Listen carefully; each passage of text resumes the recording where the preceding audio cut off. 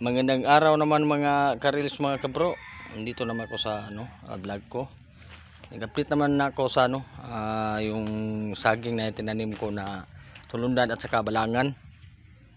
Dito po sa tapat po ng mabuyan ko. Ipapakita ko po sa inyo yung ang haba na niya na sa pagsimula sa pagtanim ko.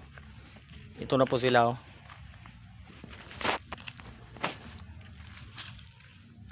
Yung unang pagtanim ko, ito maliit pa lang ito siya, maliit pa siya. Ngayon taas na yan. Katapat po ito sa tinaman ko ng luya.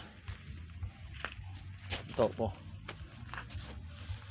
at nilinisan ko kaninang umaga ito, tapos hindi pa natapos kasi masyado ng maraming damo, yung sagbot na ang tawag ito sa inyo, ito na sagbot, ito yung tawag ninyo.